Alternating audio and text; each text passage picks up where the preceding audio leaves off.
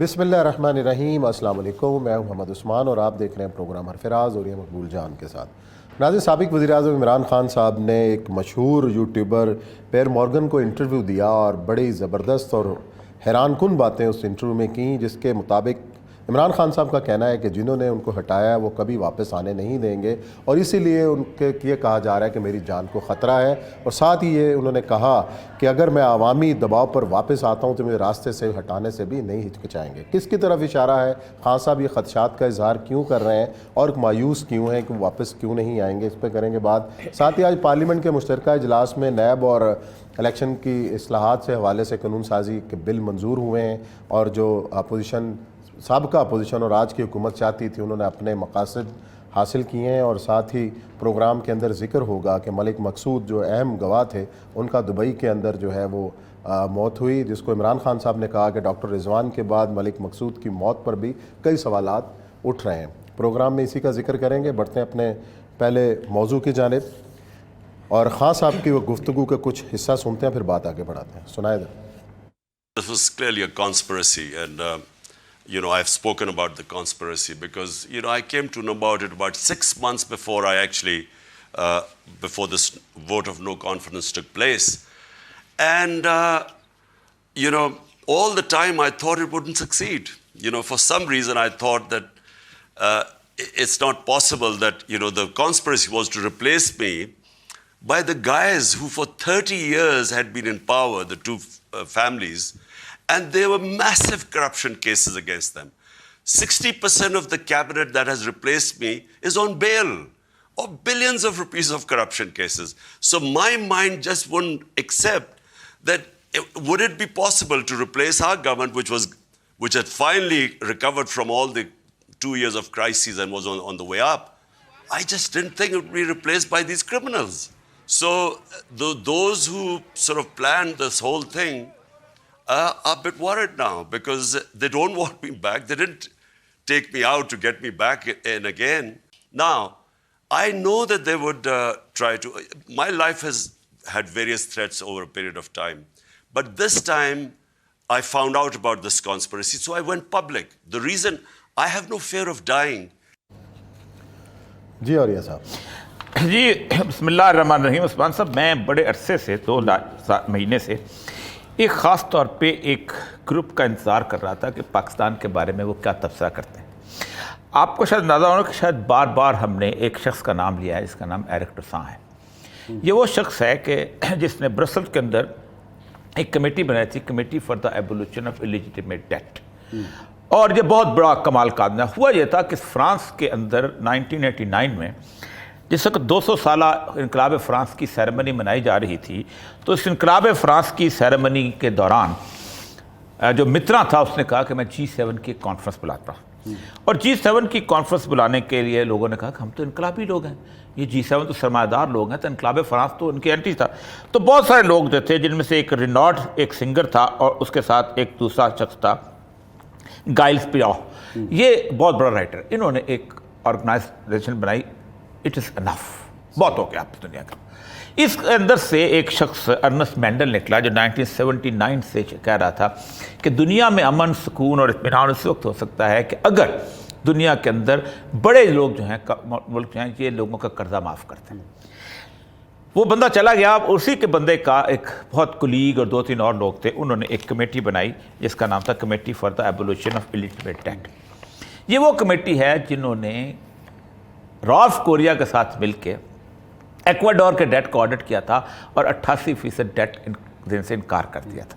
ये दुनिया के अंदर, तमाम दुनिया में जहाँ जहाँ इस किस्म की रजीम चेंज होती है, इसके ऊपर बड़े सटल तरीके से तबसरा करते हैं और इनके बारे में कहा जाता है कि बेहतरीन तबसरा करते हैं।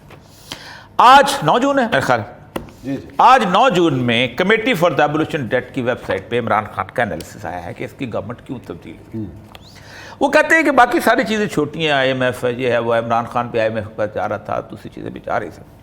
उनका नाराज़गी की एक बुनियादी वजह ये है, और कमाल की वजह उसने बताई है, और कहते ये हैं कि इमरान खान जिस वक्त आया है तो उस वक्त पाकिस्तान की गवर्नमेंट्स ने, पुरानियों ने 23 एक और 25 मिला के 56 के करीब इंटरनेशनल मुआहदे किए हुए थे।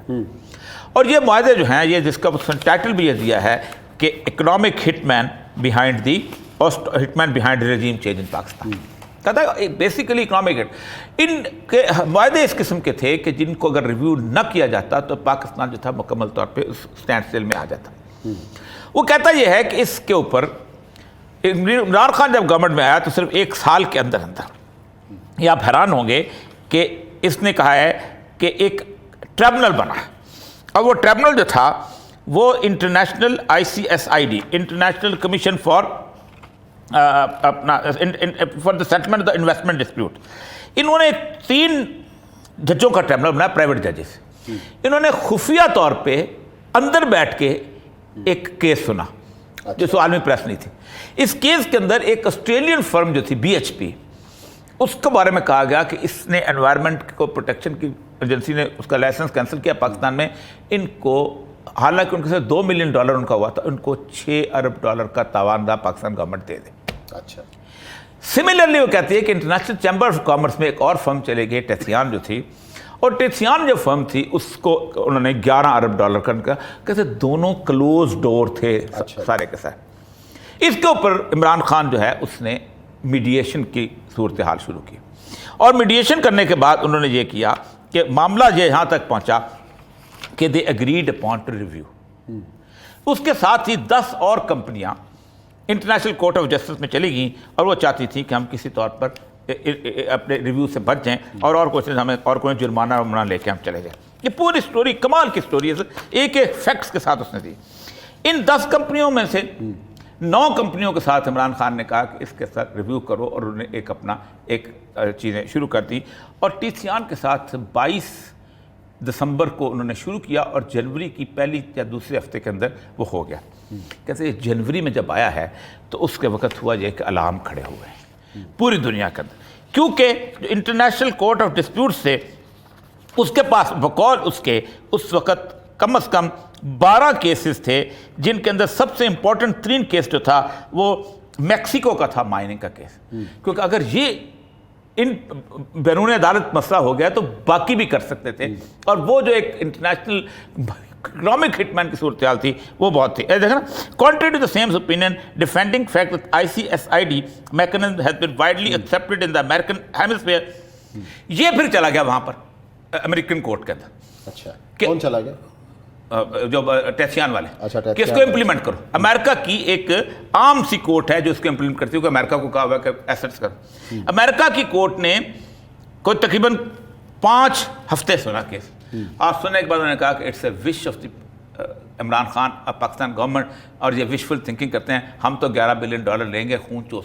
اس کے اوپر کہتے ہیں جب وہ اس نے ایگریمنٹ کر لیا اور باقی 10 میں سے 9 کی گورنمنٹس کو اپروچ کیا, اور وہ کیا کہتا ہے یہ دیٹ واز دا الارم. اس الارم نے امریکنس کو مجبور کیا, اور IMF کہتا ہے 83% ووٹ IMF کے اندر امریکنس کے ہیں کہ now change the regime. That was, وہ کہتا ہے آج کے اس وقت دنیا کی پریس میں سب سے بڑی خبر یہی چل رہی ہے 9 جون کی ان کی ہے کہ Pakistan regime change political turmoil deepening debt crisis. اچھا, دیٹ واز دا ایشو. 2 مہینے کے ریسرچ کے بعد ہم پورے IMF میٹنگس کے منٹس کے بعد ہم لے کے نکلے ہیں کہ دیٹ واز دا تھنگ. باقی سارے کہتا ہے سٹوج ہیں, خواہ نون لیگ ہو خواہ کوئی اور ہو, یہ مورے ہیں. اصل چیز یہ ہے, اور یہ بندہ اتنا بڑا ہے, اس صدی کا اتنا بڑا آدمی ہے, 4 ملکوں ایکواڈور, پیراگویا, ارجنٹین, نکراگوا, ان کے ڈیٹ کے اوپر کھڑا ہوا ہے, اور ان کے ڈیٹ اس نے ختم کروائے ہیں. اور یہ ایک تو یہ چیز جو ہے یہ میں بتانا چاہتا تھا. اس لیے عمران خان صاحب ظاہر بات ہے ان کو اندازہ تو ہے, لیکن ظاہر بات ہے عمران خان صاحب کا اپنا ایک ایکومن ہے, وہ اس حساب سے اتنا تفصیل سے نہیں بول پاتے. ایک میں نے آپ کو یہ کہا تھا کہ اسد عمر کو جس وقت بھیجا گیا تھا تو اس وقت اسد عمر نیگوسیشن کر رہا تھا پاکستان کے ساتھ, اور عمران خان صاحب کو شاید اس کی سمجھ نہیں آئی کہ کیوں اس کو بدلا گیا. تو انہوں نے لکھا تھا کہ کارکردگی ٹھیک نہیں, اسد عمر یہ سر پاکستان کے اندر اس کو بدنام کیا گیا. پھر حفیظ پاشا کو لایا گیا, اور سب کو پتہ کون حفیظ شیخ کون لے کے آیا, ایوری باڈی نوز. میں نے کئی دفعہ کہا ہے کہ اس کو وہ کمپیئر کرتے تھے کہ یہ وہ گریک فارن منسٹر کی طرح کا ہے کہ جس بندے نے گریک کرائسس کے اندر ہم سے لڑنے کی کوشش کی تھی. تو اصل مسئلہ یہ ہے کہ وہ بات اس کی ٹھیک ہے کہ جو انہوں نے مجھے نکالا ہے واپس مجھے نہیں آنے دیں گے, ورنہ وہ مار دیں گے. اور یہ ایسے ہی ہوا ہے. لممبا جو تھا کانگو کا، وہ واپس آ رہا تھا، پاپولر لیڈر تھا، اس بندے کو آپ سوچتے ہیں کہ اس کو اٹھایا گیا ہے اور ایک فائرنگ اسکواڈ کے سامنے رکھ کے اس کو مار دیا گیا ہے اور 15 سال تک خون میں نہلاتا رہا ہے. یہ ہے اس طرح کی صورتحال. اصل مسئلہ یہ ہے کوئی بھی ہو، کسی طرح کا بھی ہو، سچویشن جو بنی ہوئی ہے، اس نے یہ بھی لکھا ہے، اس نے کہا ہے کہ ایسی گورنمنٹ لانے کی کوشش کریں گے کہ جس کے ان طرح کی انٹرنیشنل فرموں کے ساتھ آپس کے اندر مفادات تو بستا ہوں. تو یہ ایک بیسک چیز تھی. میں صبح سے اس پہ پڑھ رہا تھا، آج میں نے اس پہ لکھا بھی ہے کہ اتنا بڑا کرائسس ہے. اور آج ایک خبر ہے مجھے اب تو شاہ صاحب کے سے کہ انہوں نے کہا جی آج جو میٹنگ ہو رہی ہے اس میں ہم ایک پاکستان کے اکانومسٹ کا ایک فورم بنا رہے ہیں کہ جو اس ملک کو معاشیت سے نکالے، سیاستدانوں کو چھوڑ کے. یہ کہاں ہو رہی ہے میٹنگ؟ بڑی خبر دے رہے ہیں آپ. یہ آج ڈنر پہ میٹنگ ہو رہی ہے. کہاں پہ؟ لاہور، اسلام اسلام آباد میں. تو چوئی شجاعت صاحب اس میں جا رہے ہیں. آل پارٹیز کانفرنس بلائی، آل پارٹیز کانفرنس بلائی کس نے؟ کسی جگہ بلائی گئی ہے. اچھا، انہوں نے کہا کہ جی ہم اس میں ڈنر ہے، ڈنر. اچھا ڈنر ہے. تو چوئی شجاعت صاحب بھی جا رہے ہیں اس کے اندر. تو انہوں نے چوئی شجاعت صاحب نے خبر دی تھی، ابھی میں کہہ رہا تھا کہ میں کہہ رہا تھا آ جائیں آج. انہوں نے کہا جی ہم اچھا چلے، چوئی صاحب سے یاد آیا کہ بریک کے بعد آئیں گے تو یہ ذکر کریں گے نا گھر میں لڑائی کیوں پڑ گئی. آپ نے بڑی صلح کی کوشش کرائی ہو رہی ہے سر، کیوں نہیں مان رہے دونوں برادران؟ بریک کے بعد آئیں گے تو بات کریں.